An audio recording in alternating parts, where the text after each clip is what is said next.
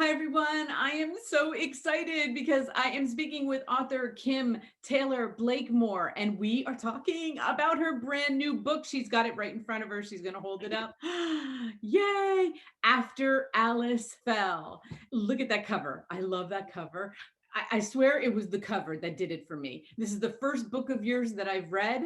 And when I saw the cover, I'm like, yes, I'm in. I'm all in. I'm going to let you tell us about this book. All I kept thinking about when I was reading this, Kim, and I'm talking to you while I'm reading it, is how did you come up with this story? It was insane. It was so different from anything. And I read a lot of historical fiction, but I'm like, what made her pick this time period? What made her think of this story? So I'm going to let you tell us all about it. Well, thank you so much. I'm really happy to be here. And just a little bit about After Alice Fell and the premise of it.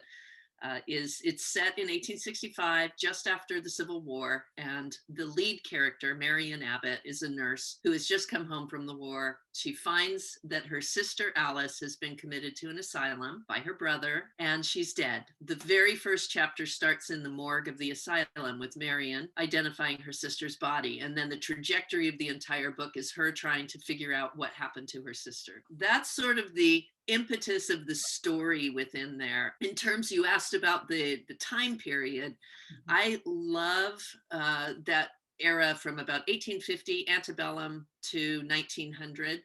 I think it's just a really fascinating era for me. And The Companion, the book that came out last year, was set in the same area in 1855, so before the war. And I literally, with that one, when I was choosing the setting for it, I said, I need something American, but Gothic. Where in America is very Gothic? Where do we find those rural, rundown mills that are, and big houses and just absolute forests and stuff? And it was New Hampshire.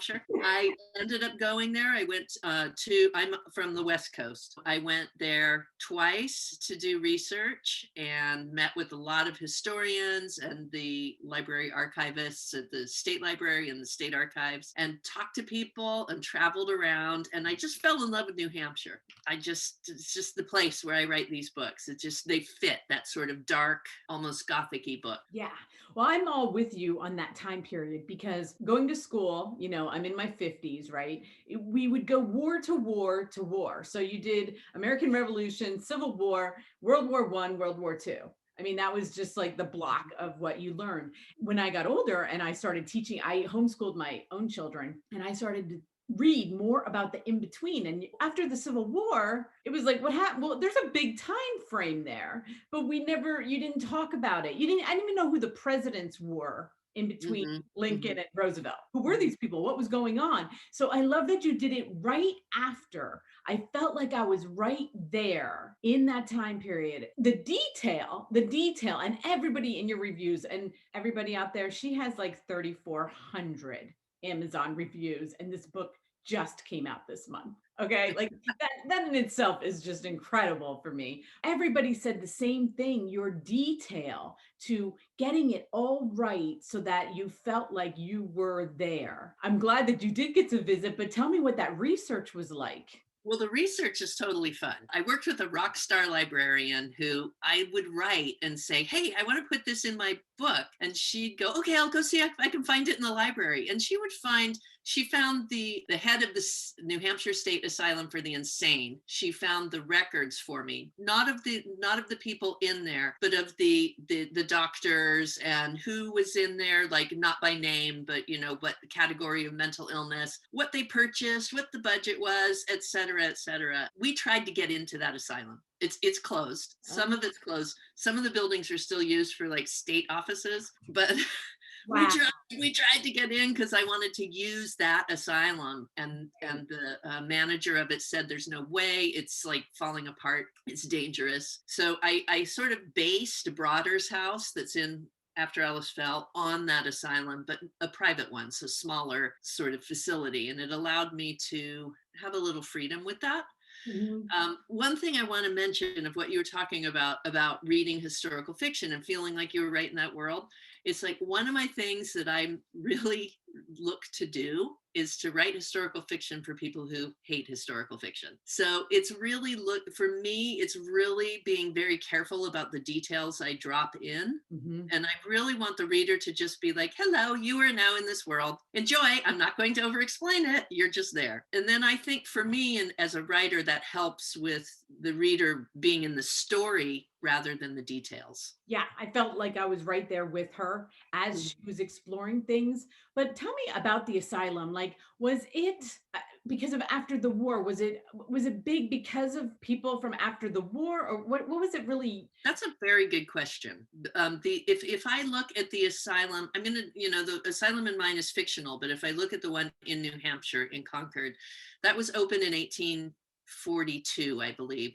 and it Okay. was opened by Quakers. So when the Quakers first started doing asylum work, or working with the mentally ill, they thought people needed peace and industry. So the asylum had its own farm.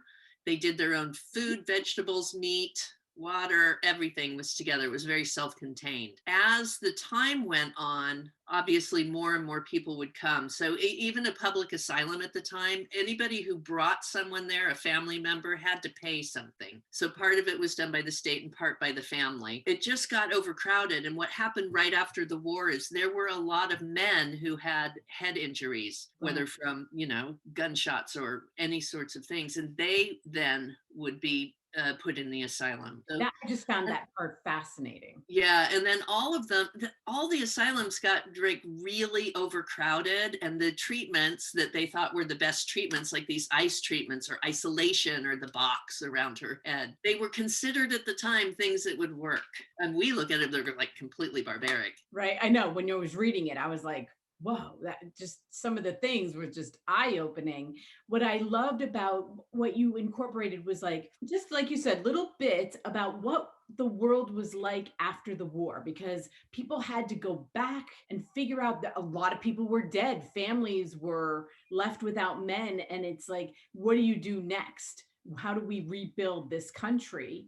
And of course, it was up in New Hampshire, but it still affected, well, I think it just affected everybody. But I love how you brought in like different things that were going on, like, oh, now it's like this. Oh, now our world is like this. And she was a Civil War nurse. So then you put some of that in there, which I really loved. I loved hearing her perspective just Mhm. every once in a while. And I love that. You weren't like throwing it at us. It was like piecemealing it in there. And it was a hard time after the war. There was a recession. That you had two economies now that had been war economies that suddenly weren't anymore. So it's like, how do we retool all of that? And the men, you were right. There was such a huge amount of death in that war, and men who were still down in Maryland and South who were still coming home for months and months and months after the war ended. I really did want that. Well, Marion being a nurse was really important, and you know why later on. I love that afterwards, what happened in that sort of chaos right after Yeah, they and I think. love how even right in the beginning, when you were like, they didn't even know how to find out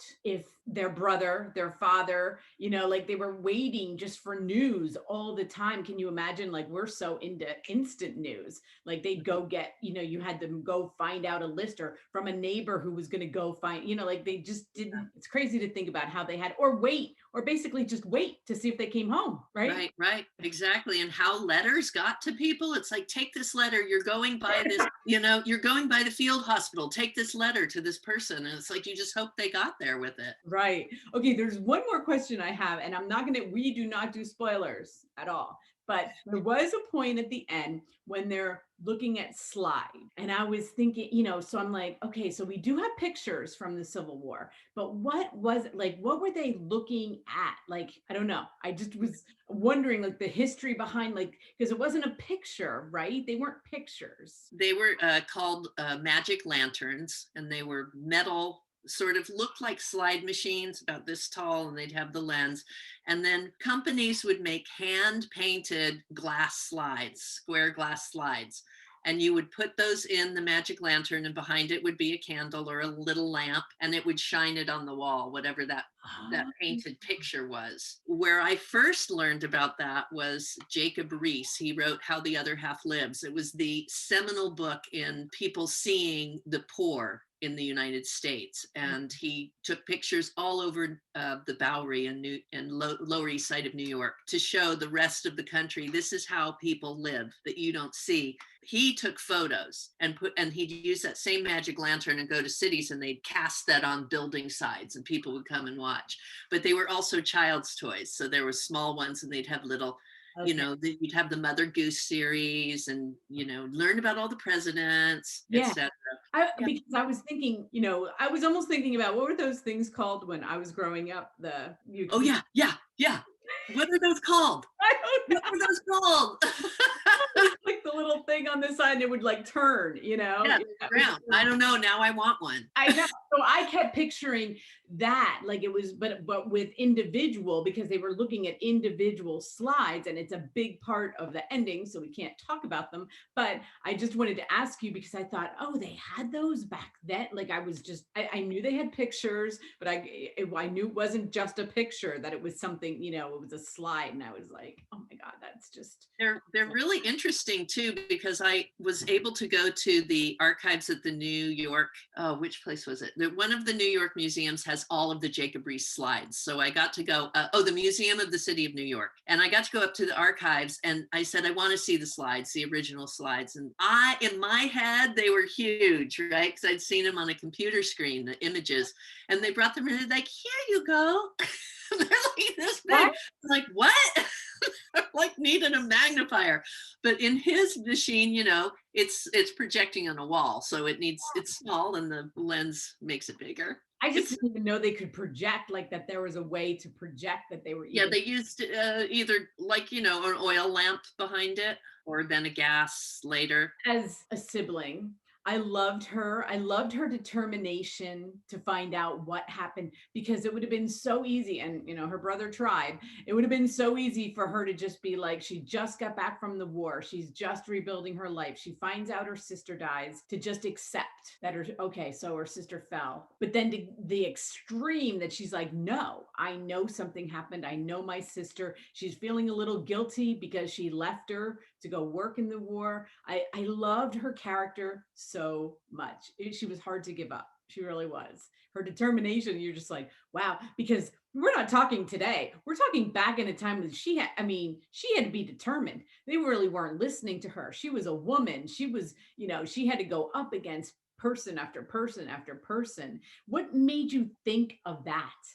Like what made you think the title? Like just that, the title's perfect, but that you visioned her like falling off of a roof, like out of any. Another one of my burning questions when I'm reading your book. I'm like, what did she think? How did she come up with that? Well, you have to find very different ways to kill people in books. And I'm like, what can I do at the asylum? Right. Oh. Many opportunities. I have the ice, I have the roof, I have isolation, I don't know, there's a million different ways. I have a very strange mind, dreams. That's all. I cannot. I tried once to write a romantic comedy, and it was terrible. Like within I don't know, 10 pages, somebody was already dead. I'm like, no, I don't think this works in romantic comedy. I don't think I can write these. No, I think you write thrillers really well, because you had me going. I had it on my Kindle. I was listening to it, reading it. I could not. That's my life. How do you like the Audible version? I love the Audible. Loved it. They sent me Amanda Lee Cobb as the narrator, and Brilliance Audio sent me a little snippet of her reading it, and to see if I would approve her. And I was like, you're Marion, that's it. You're it. And I choose, I found myself, I would rather read most of the time, because I can read faster than I can listen. Obviously you can read. I don't know. It's weird. Mm-hmm. Why do I do that? But as I was listening to it, I kept getting more hooked. Like I could have done one or the other, and then I chose listening. So yeah. So that's how much I got into her voice and the character, and that I would choose it over reading, that does not happen a lot. So she stayed so true to it. She sent me this very detailed questionnaire about what to do and how does it, she was very concerned with, how do I separate how Marion and Kathy sound? Because they're the same age, right? So it's like, I was like, I don't know, you're the actress. No, she did the guy. I was never confused. never confused by who she was. That's great. Yeah. That is great. And I never had to go back. Sometimes when you're reading, when you're listening to Audible, you go back because you're like, where am I? Where am I? No, I Right. never had to do that with her. She was Yeah. spot on. So yeah, so I've been the last 2 days, I've been so in this book. I'm like, okay, I got to go read another book, but it was so good. I am so happy. Hold Thank up the you. cover one more time for everyone. I could talk to you forever about this book, just so you know. There you go. But I love this cover. I am going back. I'm going to go back and read your other books. Now I'll you, tell you though, this, thank you very much. So the companion is the sort of companion to it, even though they're different books, but all of my books are set in the same area of New Hampshire. So that's the plan anyway. okay. I love the cover of this, by the way. I'm with you too. They showed it to me. I'm like, I'm in love with it. It's the book. Yeah, because when you're scrolling through, when I get emails and I'm scrolling through covers and books, and if you can get a cover that's going to be like, wait, what's that? Whoa, what's that book? And that was what that cover did for me. I always give it, you give it a say. You want to say you don't judge a book by a cover, but you do judge it. You do, and you do because we buy them so often, Yeah, online when bookstores are closed for sure.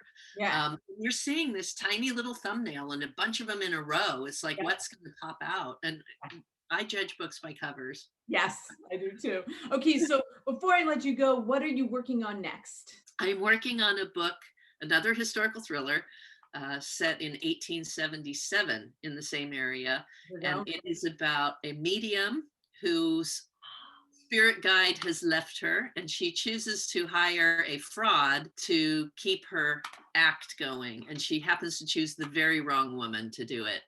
So it's the story of the two of them and their fight for dominance and in the world of clairvoyance. And I'm there. it's I'm reading that. called When are we expecting it? Like this time next year?